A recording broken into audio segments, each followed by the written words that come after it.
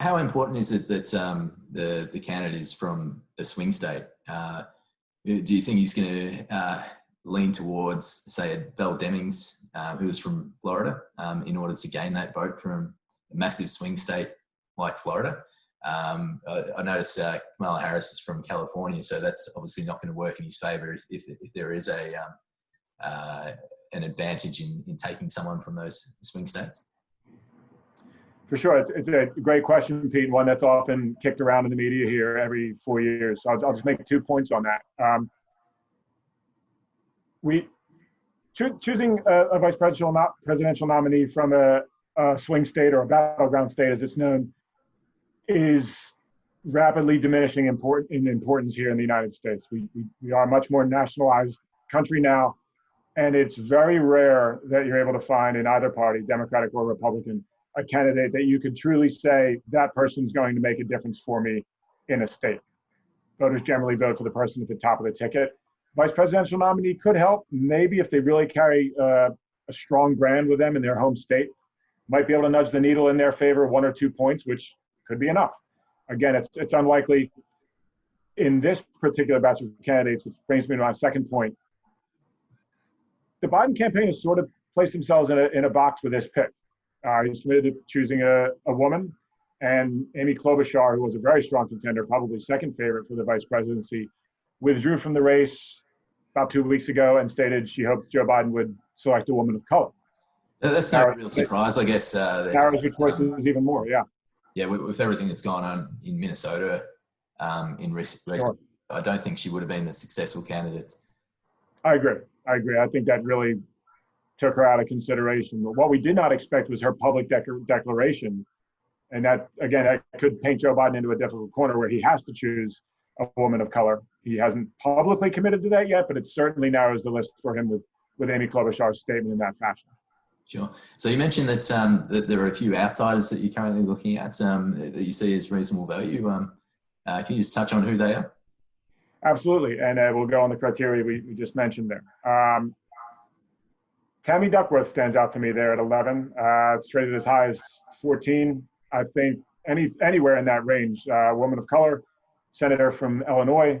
I really think she comes with a wealth of experience and strong military background as well. I think that would be a strong pick with someone with whom Joe Biden would be very comfortable as a governing partner. I think that presents great value there, even at 11. It could come all the way down to 8. That price, I believe, will narrow. Another one you're going to want to look out there, not a woman of color, but again, Joe Biden has not publicly committed to that, is Elizabeth Warren. Now, you look at the spread there, 18 to 23, that's kind of a wide spread on your market. You'll hope to see that narrow, but anywhere around 19 to 20, that's about implied probability of around 6 to 7%.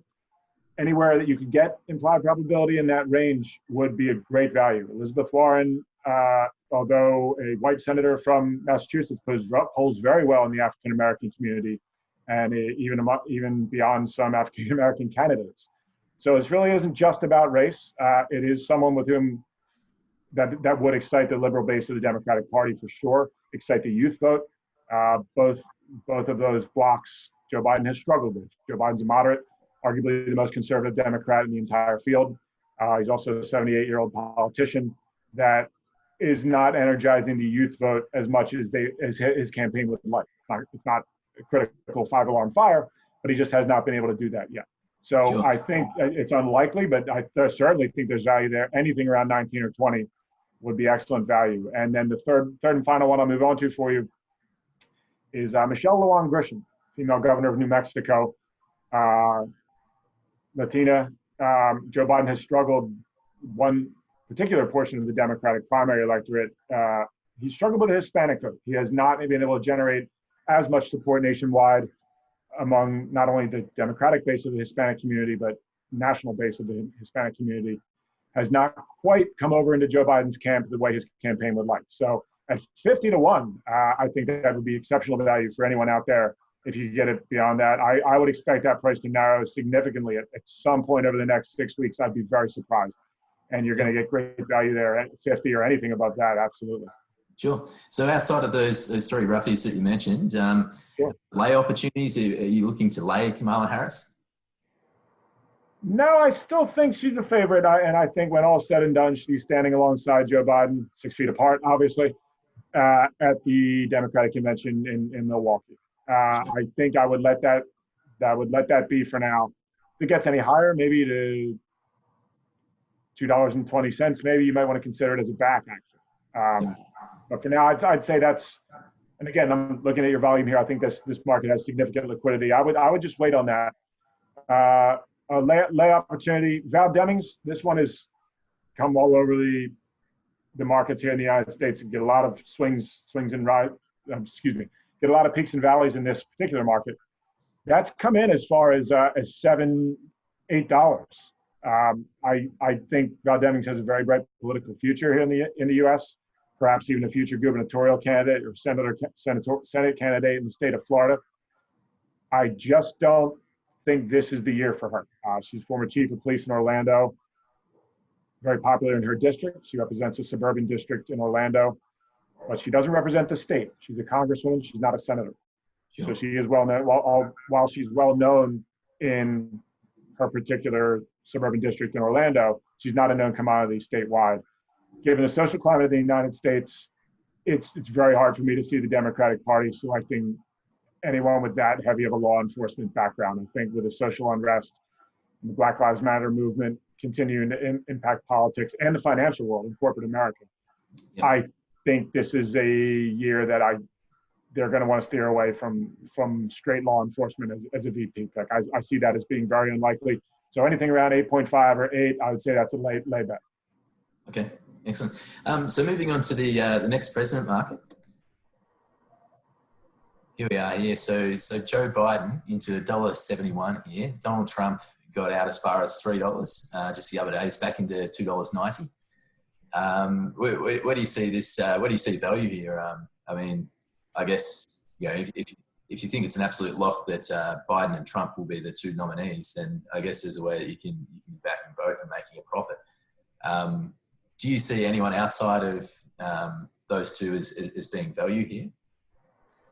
Right. Well, we'll touch on the most interesting long shots here first. What viewers want to keep in mind here is we've got a 6-week time horizon until the convention and about a 4-month time horizon until the general election. So there's plenty of time to play this market. One opportunity for quick profit on the long shots that you mentioned is, in case of emergency, you're going to want to back whoever Joe Biden selects as his vice presidential nominee in the next president market. That person will rise. If it's Kamala Harris, you'll see right there, she's priced at 110. That'll probably come into 70 because by virtue of her being named as his presumptive number 2, that will come in just by virtue of an emergency replacement for Joe Biden, or should something happen to Joe Biden after the Democratic convention. Yep. It's incredibly unlikely, but the way I would play this market is just to trade it. I would back Kamala Harris if she's the VP nominee, or anyone else on there that becomes the VP nominee. If it's Val Demings, those prices that you see right there at 610, that'll be gone within minutes. So this is one where you'll have to act fast. You could even preempt the VP nomination here, back whoever you think will be Joe Biden's VP nominee in the next president market. That'll give you an opportunity to at least probably double your money at some of these prices. So I think your value here would be Harris if you can get that for around 110, 120, if you think she'll be the VP nominee, and I think she will be the favorite. Or you could wait until the VP is formally named and jump right on here and back it.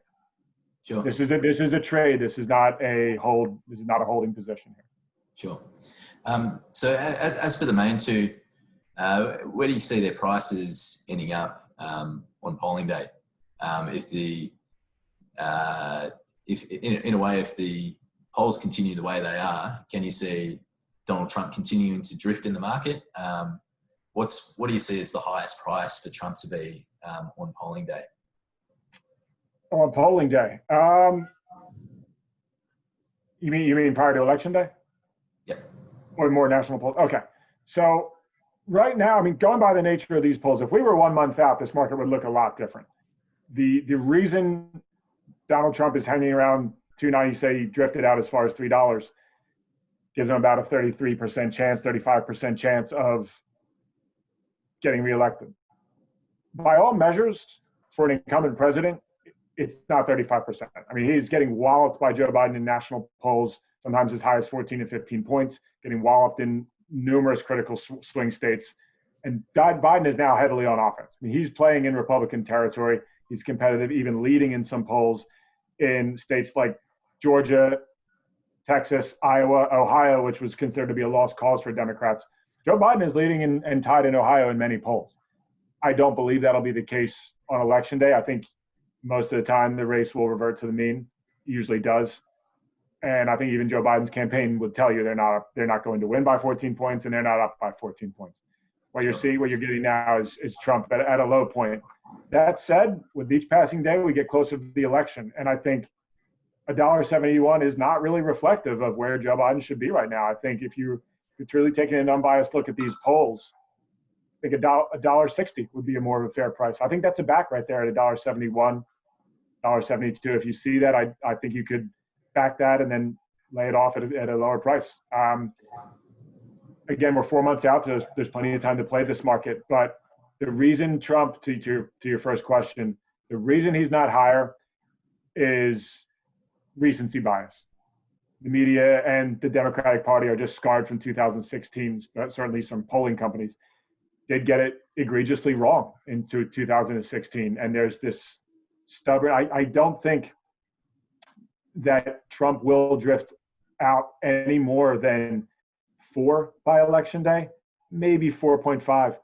But there's just there will be an artificial base of support, rightly or wrongly, for Donald Trump just because of what he did in 2016. People think he can pull the rabbit out of a hat again and repeat what he did. And there does come a point where you have to say, look, Joe Biden's not Hillary Clinton.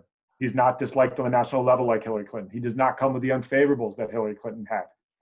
And Joe Biden isn't loathed by a large swath of the American electorate. He's generally well liked. All politicians come with baggage, but I believe Joe Biden has, it's my opinion, that he has a lot less of it than Hillary Clinton. They're going to throw everything in the kitchen sink at him with a war chest of over $1 billion. Trump's campaign is already trying to do that, but they really haven't been able to move the needle. Joe Biden's lead has remained very steady and has even grown. And so for that reason, I would say $1.71 is your play. Okay. So just a little bit conscious of time here. So just quickly, with the polls from 4 years ago, would the polling companies be doing anything different this time around to try and, capture maybe more of the Republican voters? Like, would they be changing anything up from 4 years ago to, save the embarrassment of getting it wrong again this time around? They're certainly going to try, particularly in swing states. Just one misconception your viewers might want to note is you often hear, the polling companies got it wrong in 2016. At the national level, they really didn't. Hillary was leading by an average of about 3 points in the polls, and she won the nationwide vote by a little over 2 points. Not a real polling miss. The problem is, as some of you viewers may be aware, the most votes doesn't decide who gets the presidency in the United States. It's the Electoral College. It's not how much you win by, it's where you win. It's what states you win. And in that respect, polling companies wear off. And they were off by the most in the states that mattered the most. Pennsylvania, Ohio, Michigan, Florida, especially Pennsylvania, they were way off. The Hillary Clinton campaign didn't even go to Wisconsin. They set foot once in Michigan. These were states that the Clinton campaign thought they had in the bank. The Democrats will not make that mistake again. And I think polling companies will certainly poll more of those states again. There were not a lot of high quality polls leading up to the race in 2016 in those states because everybody thought they wouldn't matter. What they'll try to do is capture more in their polling sample, more white voters without a college degree, the demographic that makes up the most of Trump's base. They'll try to do that and overweight their polls with that in their sample.